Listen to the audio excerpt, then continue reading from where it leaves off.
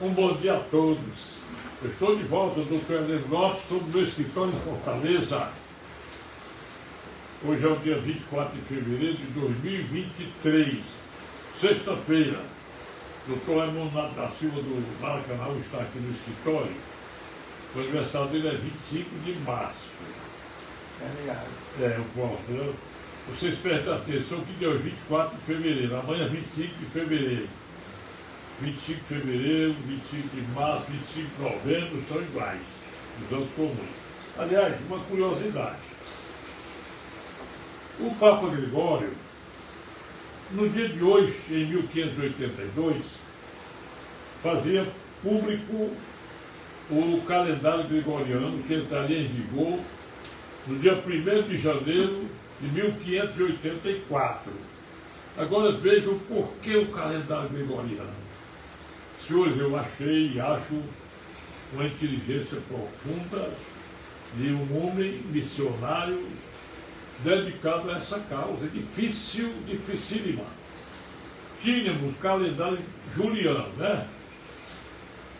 Aí o Gregório começou a ver que cada ano sobravam 5 horas e minutos. Ele pegou essas 5 horas e minutos e criou o dia 29 de fevereiro com 24 horas do dia, quando o somatório dessas horas excedentes de cada ano não completava o número de 24 horas. Quer dizer, você pega 5 horas e pouco, multiplicando por 4, que são 4 anos, daria menos de 24 horas para formar o dia 24. Aliás, o dia 29 de fevereiro, que é o bissexto, né, de 4 em 4 anos.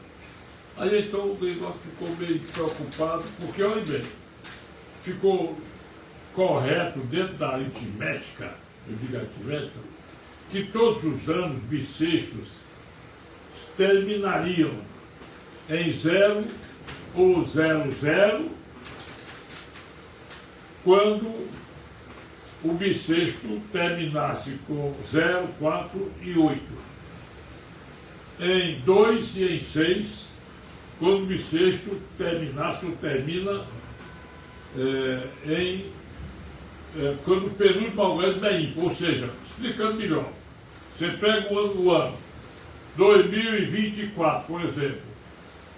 Todo ano bissexto que termina em 048, o penúltimo algarismo é par, é o 2, é par.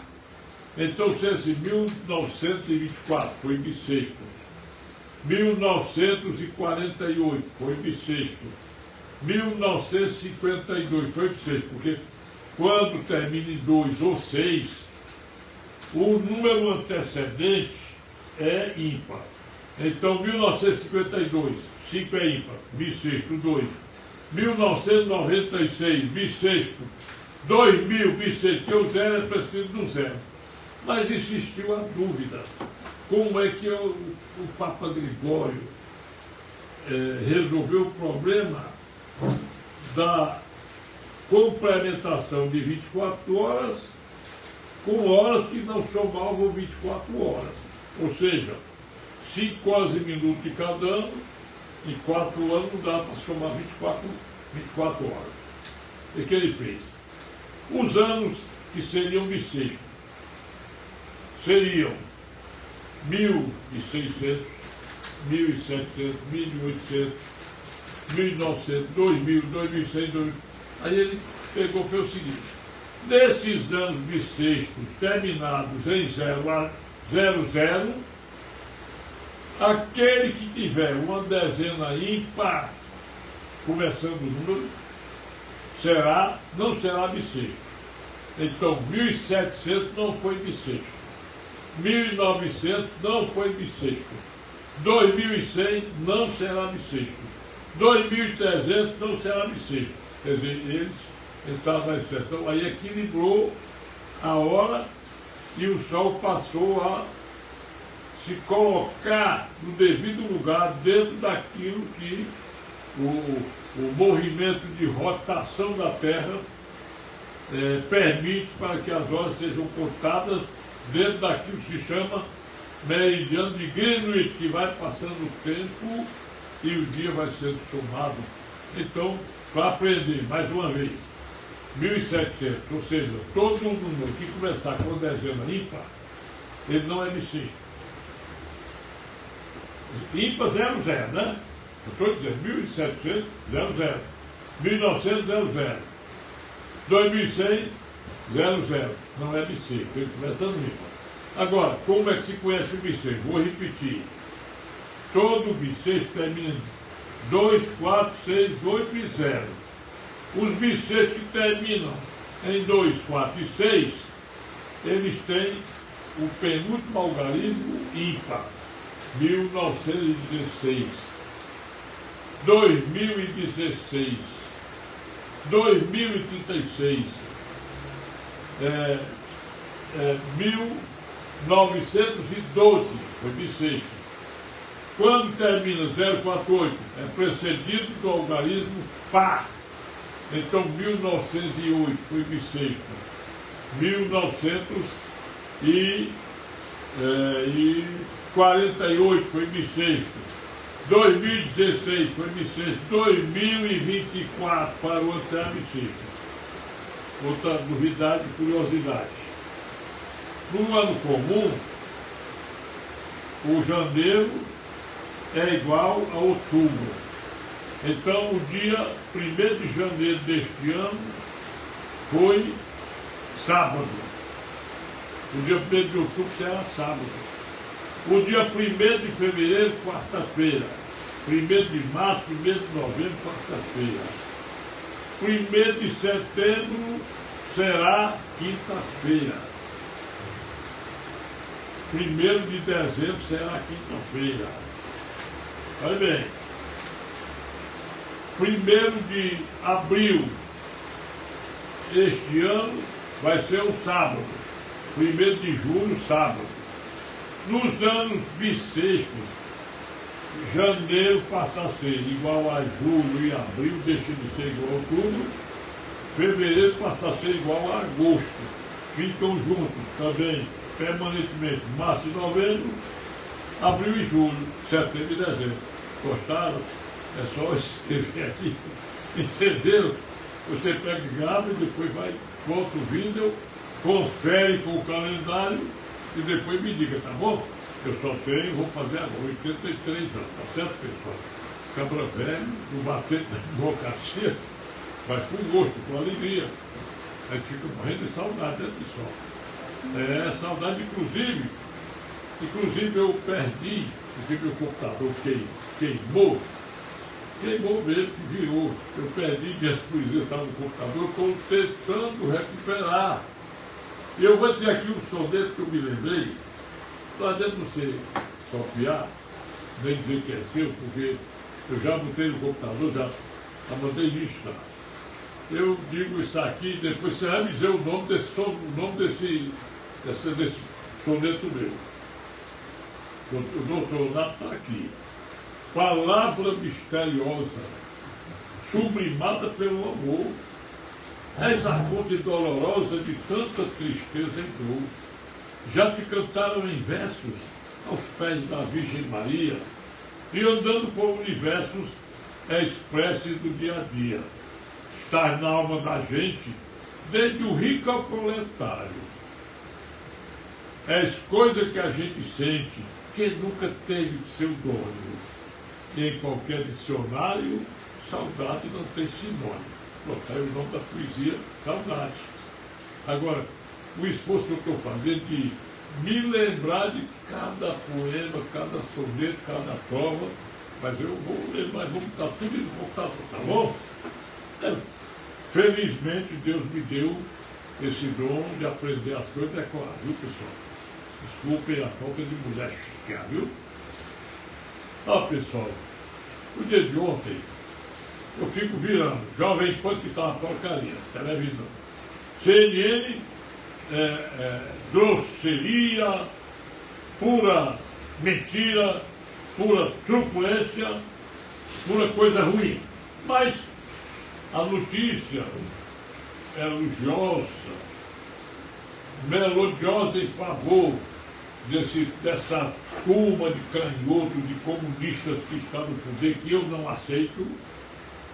Lá tratam o presidente fulano de tal. O ministro Flávio Dino, que também eu sou comunista. Aí eu assisti a uma entrevista do excelso ministro Luiz Roberto Barroso, do Supremo Tribunal Federal. Rapaz, ele diz assim, lá na Unesco, em Paris, que aquele tal de Felipe Neto, que para mim é uma porcaria, fez uma conferência em inglês. Dizem eles que o Felipe Neto tem 44 milhões de seguidores. Para mim, ele não passa do arrestado de vagabundo. Mas bem. Aí o Alberto, a repórter disse, o senhor acha que tem que regular as mídias sociais? É bom, tem que ter uma lei, isso é o mundo todo notário para acabar com as mentiras pelas redes sociais, pelo rádio, televisão. Precisa também acabar com o discurso de ódio, acabar com os crimes praticados, o crime de pedofilia, o crime de isso, daquilo mais. Tanto democrático. Aí vamos às minhas perguntas agora, pessoal. Como é que nós vamos regular a mídia social se ela já está regulada na Constituição Federal?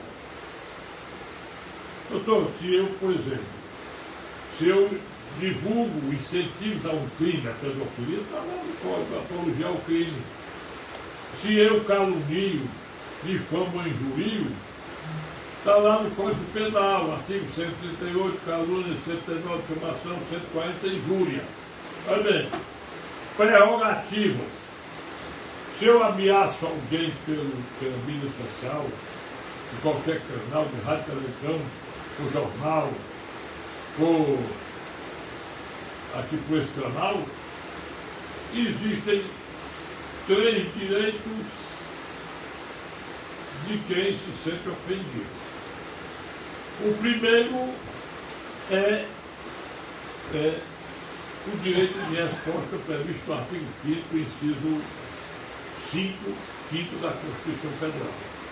O segundo é processar criminalmente a pessoa que está ofendendo. Como é que se processa? Primeiro, posso fazer uma BO e depois entrar com a queixa-crime, crime de ação privada, com decadência no prazo de 6 meses a partir do dia do crime ou dia do conhecimento do crime, artigo 38 do Código de Processo Penal.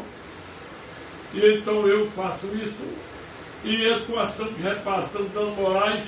Eu posso envolver, por exemplo, o YouTube, por exemplo, o Google, por exemplo, o Facebook, o Instagram, porque divulgaram. Porque está lá na Constituição Federal, no artigo 37, parágrafo 6º, diz lá, todo ato danoso praticado por preposto de entidade pública ou particular, a responsabilidade objetiva é da empresa pública ou empresa particular, da União, do Estado, município, fundações, ou da estação de rádio tal, do canal tal, do YouTube tal. Bom, se eu faço apologia ao crime, o promotor pode me denunciar por crime previsto no Código Penal, por me lembro do artigo. Se eu divulgo cena de pedofilia, como disse o Luiz Roberto Barroso, evitar a pedofilia, eu estou incentivando a pedofilia. É uma apologia ao crime. Mas eu não sou pedófilo. Pode se provar, pode, através das mídias sociais, descobrir que o fulano tal que divulga pedofilia é pedófilo. Não se pode acusar. Por quê? O artigo 5º, inciso 9 da Constituição Federal, diz o seguinte: é livre a manifestação de pensamento, expressão e comunicação, independentemente de censura ou licença prévia. O artigo 220 trata da ampla liberdade de imprensa nos seus parágrafos, também diz a mesma coisa.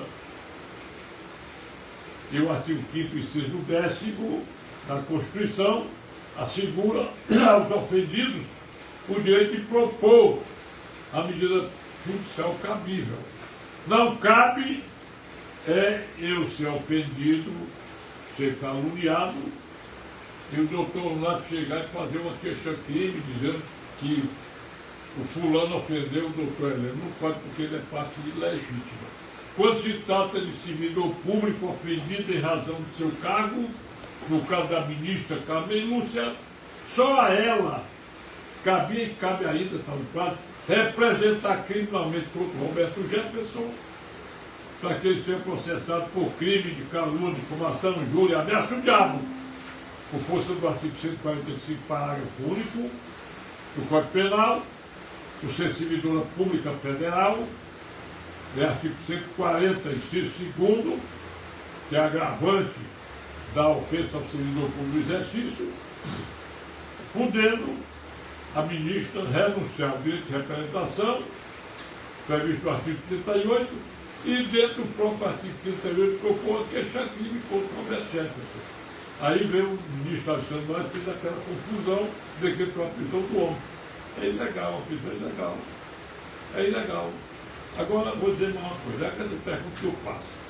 E Celso, o ministro Luiz Roberto Barroso, faça a gentileza de responder as seguintes perguntas, que também são dirigidas a todo o povo brasileiro, a você, jurista Isabela Martins, a você, Paulo Sartori, jurista, que eu pergunto o seguinte: discurso de ódio, para regular a mídia social, para evitar discurso de ódio. O que é discurso de ódio? Ou o que é mentira, o que é fake news, o senhor pode colocar no Ministério da Verdade, né? Mas o que é discurso de ódio? Vou perguntar. Quando um ministro diz assim, eleição não se ganha, se toma,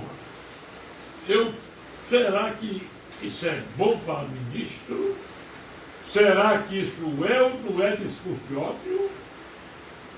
Quando o ministro diz assim, lá em Oxford, que não se pode criticar as urnas eletrônicas do Brasil por isso e isso, e um bocado de coisa, aí chega um cidadão chamado Alexandre Cruz, disse: eu viajei 10 horas para assistir a palestra e vim ouvir um mentiroso. Você lembra disso, né, seu ministro? Aí quase que há uma coisa horrível, pensando na intervenção da polícia. Isso é ou não é discurso de ódio? Outra coisa, senhor ministro, é discurso de ódio ou não é o senhor, como mais o senhor, ministro Ricardo Lewandowski, Gilmar Mendes, mas a deputada Tabata Amaral, patrocinados por empresário, chegar em Boston, Estados Unidos, e dizer que o interesse maior é derrubar e retirar o presidente da República. É ou não é? Outra coisa, é discurso de ódio o senhor pegar o canal de internet ou diretamente para a Alemanha para dizer coisas contra o presidente brasileiro? É discurso de ódio ou não é alguém do Ministério dizer assim, quem vai fiscalizar o pleito eleitoral são as forças desarmadas, né? É discurso de ódio o senhor ministro Gilmar Mendes dizer assim, o Lula merece um julgamento justo? Será que não é discurso de ódio o cidadão, porque tem poder de ministro, decretar a prisão de um parlamentar, expedir um mandado de prisão em flagrante que não existe na Constituição Federal, já disse o artigo 5º, 61, que não permite mandado de prisão em flagrante, só existe mandado de prisão ou prisão em flagrante. E mais, por discurso de ódio do parlamentar, que disse um bocado de coisa contra ministros, ainda invocando a inviolabilidade do parlamentar prevista no artigo 53 da Constituição Federal, você ouviu? Eu pergunto mais, é mentira, é discurso de ódio, um ministro fora do país, ao invés de dar informações a alguém que se dirigiu a ele, dizia assim, já perdeu, mané, já perdeu, não há mola. Está certo? Está certo, excelso ministro, o povo querer voto auditável impresso e o excelso ministro comparecer ao parlamento para evitar a aprovação de uma PEC nesse sentido? Está correto a decretação de uma prisão coletiva, sem saber se a pessoa está praticando crime ou não, de velhos, crianças, adolescentes? É correto o ministro estar fazendo essas coisas, essas palavras do rádio e televisão? Será que é correto reduzir a pena do bandido chamado Sérgio Cabral de mais de 400 anos? Não é só reduzir, é pôr em liberdade. É correto, não é odioso, expedir um alvará de soltura para um perigoso traficante andando rete, meia-noite, uma da madrugada, sem propiciar que o Ministério Público conteste, porque o alvará sai logo de imediato da boca do flagra do computador. Oh, meu Deus! Porque o que eu aprendi, dizer, não, o juiz ou o tribunal não reformou, não renovou a prisão preventiva, está fora do prazo. Quando o próprio Supremo, seriamente, pessoal, decidiu que quando há acúmulo de trabalho, essas liminares em habeas corpus só devem ser concedidas quando ouvida a autoridade coatora para informar o motivo do retardamento. Não, acúmulo de trabalho, excesso de trabalho, então, aí nunca, pelo que eu sei, eu nunca vi não. Eu já perdi muitos habeas corpus com essa jurisprudência. Excesso de prazo na formação da culpa, está lá no artigo 648, inciso 2º do Código Penal, o Código de Processo Penal, quando o réu estiver preso por mais do tempo previsto em lei, é constrangimento ilegal. Aí o tribunal, vamos ouvir o juiz, acúmulo de trabalho, não sei o que, o tribunal, a jurisprudência diz que acúmulo de trabalho não permite a soltura. É correto divulgar, alardear que a pena do Zé Disseu foi diminuída e está em liberdade? É mais correto ainda, meus amigos, julgar-se nos embargos de declaração a suspeição de um juiz. É correto ainda manter constrangido, com tornozeleira, com isso, com aquilo, um jornalista, o Edson Macedo? É odioso também querer a extradição do Alan Santos, jornalista, com prisão decretada por liberdade de expressão, que está lá nos Estados Unidos. Pessoal, para que o Brasil volte a ser o Brasil que eu conheço há muitos anos, e estou estranhando esses tempos de hoje, eu tenho certeza que era preciso que os excelsos ministros fizessem a apologia da ética do magistrado, porque todo colegiado tem o seu código de ética. A OAB tem o estatuto e o código de ética. O Ministério Público tem o estatuto e o código de ética. A lei orgânica da magistratura e o estatuto de ética. Entendeu? O código de ética. Era só, por que o André Mendonça, ministro, por que o Cássio Nunes Marques, ministro, por que eles podem andar na rua de peito aberto sem problema? Quer dizer, uma grande interrogação. Onde é que está, vou repetir, a fundamentação da condenação da Carla Zambelli, diputada, porque para se defender, no dizer dela, né? Ela saiu com a arma na mão, atrás de um petista que queria fazer não sei o que com ela, apreende as armas. Caça o passaporte dela, 9-2. Quem é que está correto? São os 2 ministros que votaram contra ou os 9 que votaram a favor? É preciso examinar que 3 são os tipos de processos: processo criminal, processo civil e processo administrativo.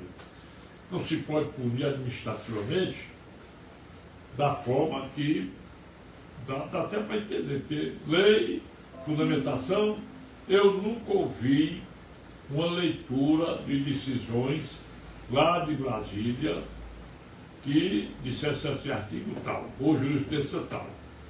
O que eu assisti, todos assistiram, será que não é fake news? Será que é mentira? O que a gente vê e ouve?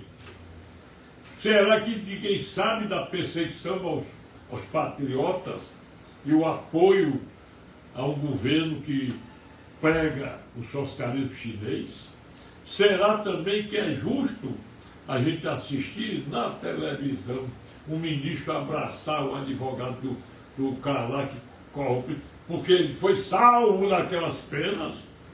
Se hoje é preciso cada ministro ficar no seu lugarzinho, não viver de imprensa, de televisão, de rádio, usar só a TV Senado, abrir processo, porque isso faz mal a gente. O maior discurso de ódio parte dos próprios ministros, porque quando se sabe que um partido político impugna uma eleição, mostra o resultado diverso daquele computado, e ainda é multado, e ainda é tido como autor, o seu presidente, autor de crime contra a democracia. Que diabo de democracia é essa? E que pega uma multa por isso, mais tal, quando devia ser julgado. Vamos julgar, vamos examinar o que foi levantado.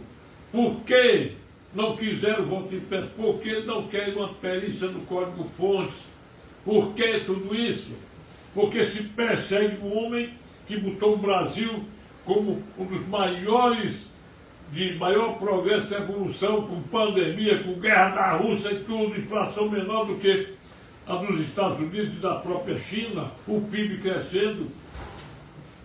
Tudo isso, rapaz, a gente tem que levar em conta. E, infelizmente, ou felizmente, nós não podemos aceitar. Infelizmente, o Brasil está aí. Nós estamos na iminência de um cidadão ocupando ilegitimamente um cargo, que é o senhor Luiz Mercadante, no BNDES, pegar o dinheirinho nosso e mandar para a Venezuela e Cuba, e acusar o governo de ser culpado pelo não pagamento, pelo calote, pelo rompimento das relações diplomáticas. Por que eu digo e repito que o Luiz Mercadante é ilegítimo? Porque se a lei que dá uma quarentena de 36 meses para a ocupação do cargo de presidente do BNDES, como também o da Petrobras, e isso não foi observado só porque a Câmara Federal aprovou uma lei diminuindo o prazo para 30 dias e não foi julgada ainda, nem aprovada pelo Senado, nem sancionada, é uma forma de que está tudo irregular. Nós não podemos tolerar isso.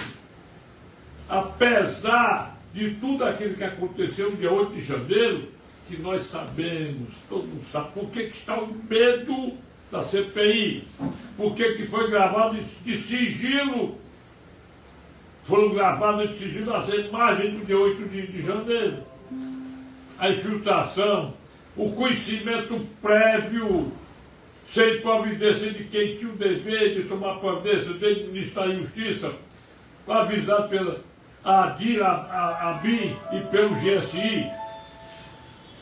Pensa aí. Ó, pessoal, vou acabar por aqui. Eu já falei de direito, que a minha matéria apenas é estranhável. Nós temos que todos os dias dizermos praticamente a mesma coisa, porque nós sofremos constrangimentos diariamente pelas ofensas à Constituição Federal, partidas exatamente daqueles que têm a obrigação de cumprir a Constituição. Obrigado a vocês, viu? Compartilhem, curtam, feliz fim de semana. Eu sou o Dr. Heleno Lopes, meu zap é 85, é o DDD 999453883. Obrigado E até segunda-feira, se eu não tiver vontade de fazer outra live daqui para lá. Bom dia.